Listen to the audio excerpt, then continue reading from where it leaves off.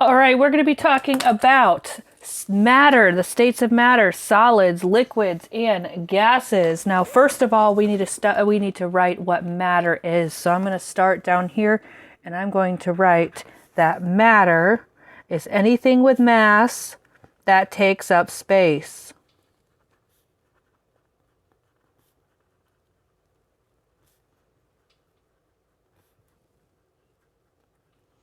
Up space. So anything with mass that takes up space. Okay, so the first one that we're going to talk about is a solid and its properties. We're going to fill out and then we're going to draw a picture. It cannot easily compressed. So if you try to squish something that's solid, it usually retains its shape. It can be cut or broken. It has a definite shape, meaning it will not change shape if you put it in a different container. If you have an ice cube, it's going to stay the same while it's solid, regardless of the kind of container that you put it in. If you have wooden blocks, they're going to stay the same if they're on the floor, if they're in a bucket, or if they're in a bowl.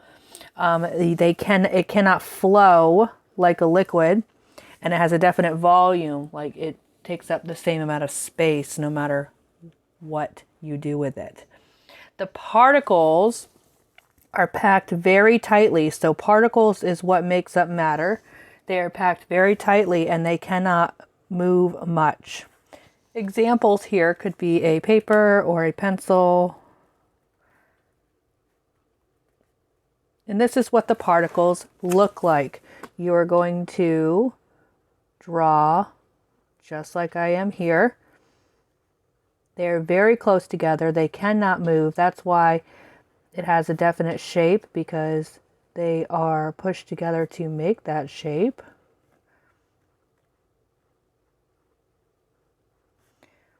They are very close together.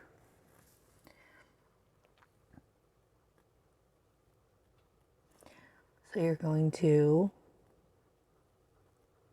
that's what helps it keep its shape, keep its volume, and why you can't compress it very easily, because the particles are so close together already.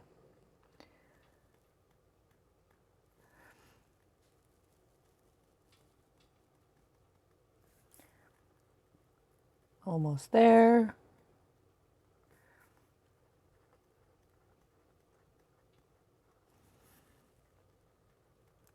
And yes, you should draw this, because this is something that's important, and you might see a drawing like this on the test or a test. So it is important that you do draw this.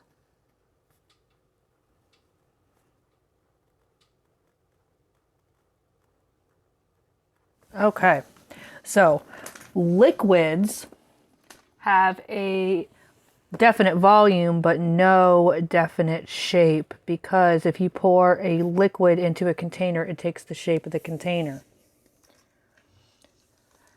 Our particles are spread out some. They are not as tightly packed as a solid, but they are still pretty close. They take the shape of the container that they're poured in. So if you were to pour it and they can flow, you pour it in a cup, it'll take the shape of the cup. You pour it into a bowl, it'll take the shape of the bowl. You pour it into a pitcher, it'll take the shape of the pitcher, but it still has the same volume. It still takes up the same amount of space. It can be measured. You can put a liquid in a measuring cup and find out how much you have.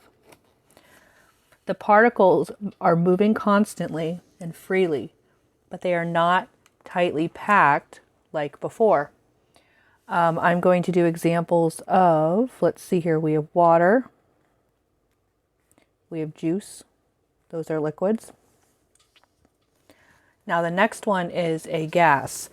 Gas has no definite shape and no definite volume. It takes the form of the container that is in. Like if you fill up a balloon with gas, it'll take the shape of the balloon. We can't really measure the volume of a gas because it is so spread apart.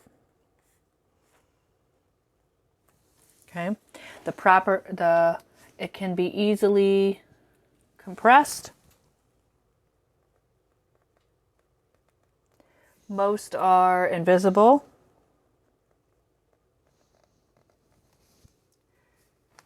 They are most spread into open areas. They flow easily because they're so spread apart.